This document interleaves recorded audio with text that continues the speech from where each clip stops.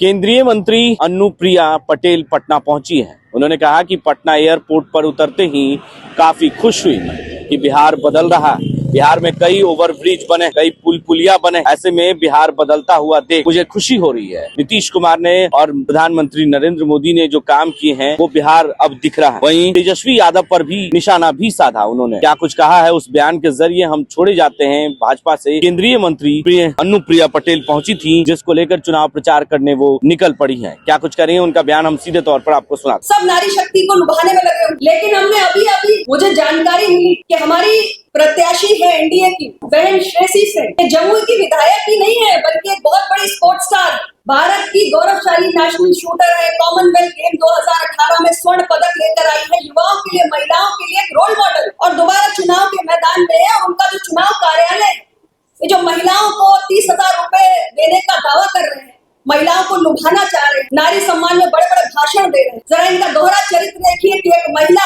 NDA गठबंधन की प्रत्याशी है और जो हमारे उनके सामने चुनाव लड़ रहे हैं राजद के प्रत्याशी भाई शमशाद आलम, ये गए हैं और इन्होंने उनके कार्यालय में जाके तोड़ फोड़, अराजकता, गुंडागर्दी सब किया। तो एक तरफ ये महिलाओं के अधिकारों की बात करते हैं और दूसरी तरफ एक महिला जो स्वयं विधायक है, दूसरी बार चुनाव लड़ रही है। चुनाव के बीच में इनके प्रत्याशी जाके उस महिला के चुनाव कार्यालय पर गुंडागर्दी का बहुत ही खूबसूरत नजारा बिहार की जनता को दिखा रहे हैं। और आप लोग तो वीडियो भी देखिए, मैं तो कहूंगी संजय मयूर जी से एक बार आपको वीडियो भी देखो और आप देखिए कि बिहार की महिलाओं को मैं कहना चाहूंगी कि देखिए, आपके बीच की आपकी एक बेटी जो देश के लिए इतना बड़ा गौरव लेकर आई है, उसको डराने का, धमकाने का काम किया जा रहा है। उसको कहा जा रहा है कि चुनाव नहीं लड़ने देंगे, हमारे चुनाव कार्यालय पे आके गुंडागर्दी करेंगे। और मैं बिहार की महिलाओं से पूछना चाहती हूँ, क्या इस किस्म की गुंडागर्दी आप देखना चाहेंगे? क्या आप चाहेंगे कि बिहार की बेटियां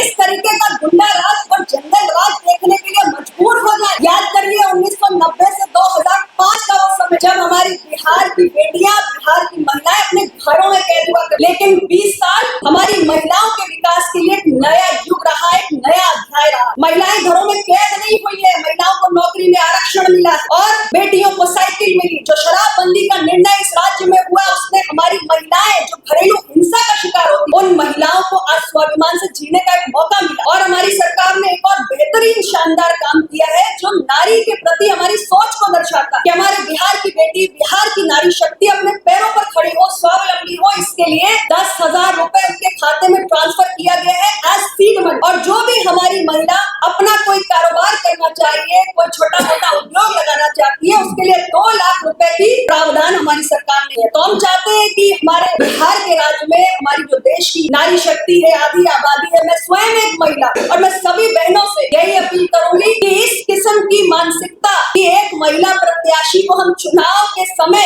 गुंडागर्दी का नजारा दिखाएंगे, इस किस्म की मानसिकता को अगर कोई बिहार से जड़ से मिटाने का काम कर सकता है तो बिहार की महिलाएं कर सकती हैं। और हमें वैसे तो पूरा विश्वास है कि हमारी महिलाओं की जो लंबी लंबी कतारें हमें पोलिंग बूथ पर दिखाई पड़ रही थी, ये हमारी बहनें हैं जो भरपूर जमकर एनडीए की सरकार बनाने के लिए वोट दे रही है। बिहार में मैंने पहले भी आपसे कहा कि बदलाव की बहुत ही सुंदर तस्वीर देखने को मिली। इतने वर्षों में डबल इंजन की सरकार ने यहाँ पर airports, metros, all India institute of medical sciences जो मेरे अपने मंत्रालय से बना, दरभंगा में, पटना में, गया में इंडस्ट्रियल कॉरिडोर का निर्माण हुआ, बहुत सारे एक्सप्रेसवे, हाईवे। और याद करिए वो समय जब कहा जाता कि गांव तक सड़क नहीं बनाई जाएगी क्योंकि पुलिस जल्दी पहुंच जाएगी, ऐसे कुतर्क दिए जाते। यहाँ 31,000 से अधिक गाँव है जिन्हें प्रधानमंत्री ग्राम सड़क योजना के तहत संपर्क मार्ग से जोड़ा गया। बिहार के लोग बिजली के लिए तरसते थे, आज बिहार में 24 घंटे बिजली, तो चाहे सड़क हो, चाहे बिजली हो और अब इंटरनेट। 38,000 किलोमीटर तक का ऑप्टिकल फाइबर बिछाकर 8,500 गाँव में हमने इंटरनेट की सुविधा पहुंचाई। बहुत सारी नई रेलवे लाइन्स बनी है,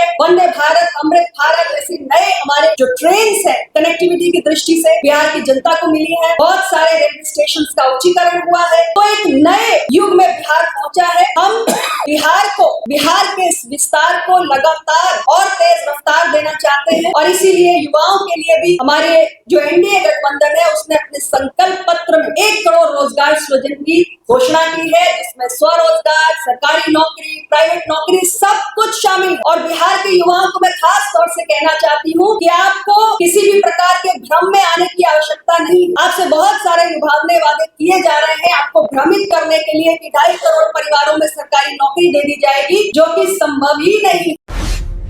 पूरी खबर, पक्की खबर देखते रहिए कोशी आलोक पर।